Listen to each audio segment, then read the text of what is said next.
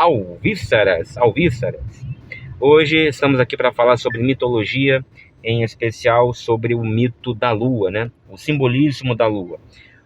O simbolismo da Lua, ele deve ser sempre visto em consórcio com o símbolo do Sol, né?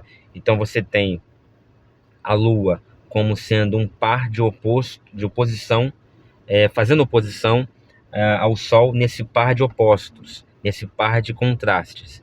A Lua é a fêmea, o Sol é o macho. A Lua é a mulher, o Sol é o homem. A Lua é a que muda, a mutável. O Sol é o que não muda, o imutável. A Lua é a que fertiliza. O Sol é o que viriliza, né? A Lua é aquela que possibilita a fecundação, né? É aquela que torna a mulher fértil, pronta para receber o membro viril, pronta para receber a semente. O Sol é esse que viril, que fertiliza, que semeia, e assim por diante. Claro que há nuances, há variações, e eu vou explicar bem rapidamente agora, focando na Lua. Vou deixar o Sol um pouco de lado. O Sol na mitologia grega, é o Hélio no primeiro momento, depois Apolo surge como um deus mais forte e escanteia o Hélio e fica sendo a personificação do Sol.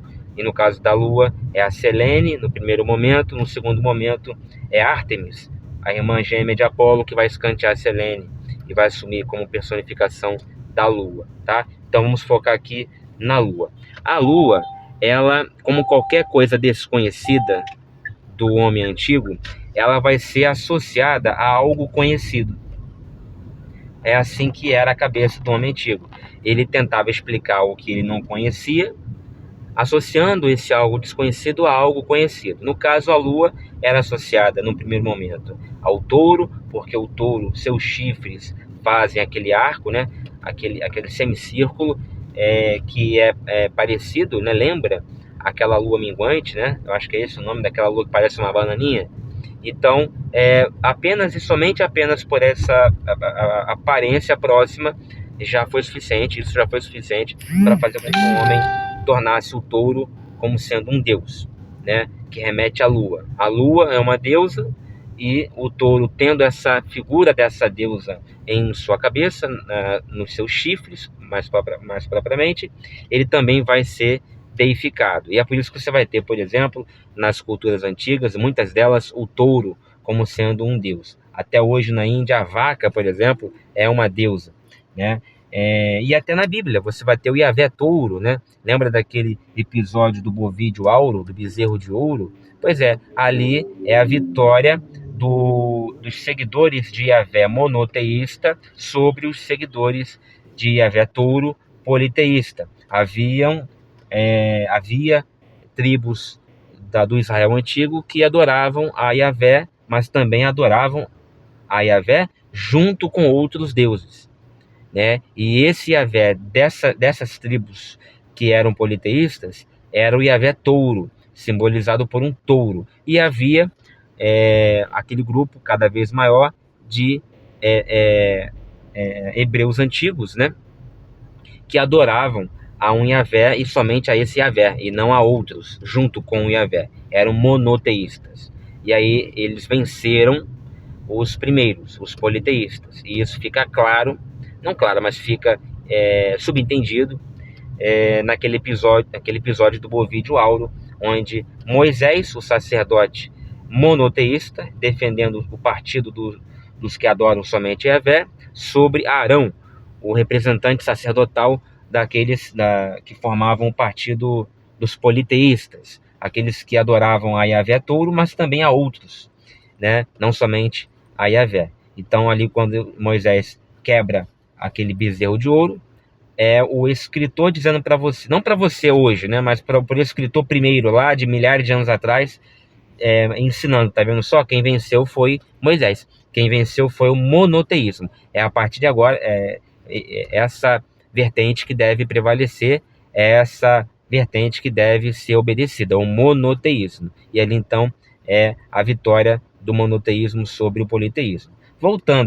Saindo da Bíblia e voltando para a Lua, né? especialmente com foco na mitologia grega. Então a lua é essa coisa desconhecida que começa a ser associada com algo conhecido. No primeiro momento com o touro, e no segundo momento vai ser associada com o próprio homem, tanto mulher quanto homem.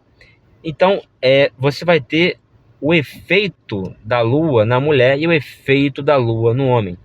E aí, através dos seus efeitos no homem e na mulher, você vai conhecer esse deus, ou no caso, essa deusa desconhecida, até então desconhecida, que é a lua. No caso, agora representada por Ártemis. Só o fato de você dar um nome, Ártemis, e fazer uma escultura, dar uma forma, né, como você tem esculturas de Ártemis na Grécia até hoje, já é uma tentativa de aprender, de capturar esse deus, essa deusa, dentro de uma arte, dentro de uma pintura.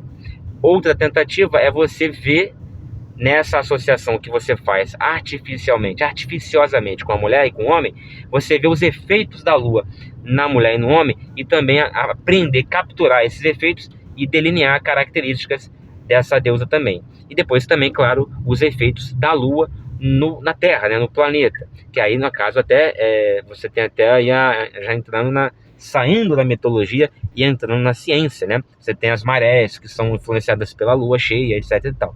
Aí já é ciência propriamente. Mas aqui ainda a gente não chegou nesse nível. Vamos ficar na mitologia. Então vamos conhecer as influências da lua na mulher e no homem. Primeiramente você vai ter na mulher o raio lunar, que vai ser fertilizador. Então a mulher precisa transar com a perna aberta, de preferência com o raio de lua incidindo sobre sua vagina. O homem vai ser aquele que vai romper o ímã para que essa luz entre lá dentro e fertilize a mulher, potencialize a fertilização naquela mulher. Há até aqueles que acreditavam mais radicalmente que nem era necessário o homem entrar com seu membro viril ali dentro, né, romper rímen e nem nada. Bastava a mulher abrir as pernas e a luz da lua incidir ali, já era suficiente para engravidá-la, né? O ímen, por falar nisso, vem de imene, que no grego significa lua, né? Significa lua. É uma das palavras para lua. Então, você tem, veja bem, a porta de entrada para a fertilização, para a concepção na mulher. Essa porta, até hoje, é chamada de lua, o ímen, né? É aquilo que define, a grosso modo, a priori, aquelas que são virgens e aquelas que não são virgens, as que têm ímen, né? E as que não têm ímen, ou seja, lua, imene, em grego. Olha que interessante. Então, a mulher tem essa capacidade aí, essa influência da lua, né? Se tornar fértil. E no homem? O homem você tem, puxando desse simbolismo, desse mitologema da lua, você tem o mitologema do homem-lua. É o homem que, sob o efeito do plenilúnio. O que é o plenilúnio? É a lua cheia, é o momento, é o tempo em que a lua está cheia. São 7 dias de plenilúnio, 7 dias de novilúnio, é a lua nova. Aí também já tem um outro mitologema também, que vai ter a ver com vampiro e tudo, né? A lua nova. Tem até um filme que se chama Lua Nova. É um filme de vampiros e tal. E aí você tem um lobisomem. O lobisomem, ele, dependendo da lua, é um homem comum que vai se tornar bestial. Ele vai se transformar em lobo.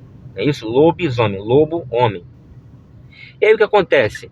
Ele deixa a sua racionalização, a sua razão, ele deixa de pensar como homem e se torna totalmente compulsivo, totalmente bestial. Seus instintos é que mandam. Então ele vai ali atrás, especialmente de mulheres. Claro, não poderia ser outra coisa, né? E aí é a lua fazendo esse efeito aí. Até no filme A Bela e a Fera, aquele da Disney, você tem um homem que se transforma em fera. Claro que não por conta ali da lua, é um encanto que jogam sobre ele. Mas tem ainda a ver com essa coisa do homem bestial, do homem que se transforma em fera. Você tem até o próprio Nabucodonosor, Herodes, né, que vão também se tornar fera. Isso eu não quero entrar nessa seara agora, porque já tem a ver também não só com a lua, tem a ver também com outras coisas, mas é um outro mitologema do homem que se transforma em fera, tá bom? Voltando aqui para a lua. Então, tem essa questão do homem-lua, que vira lobisomem. E tem um homem-lua, que não vira lobisomem, mas ele potencializa a sua virilidade.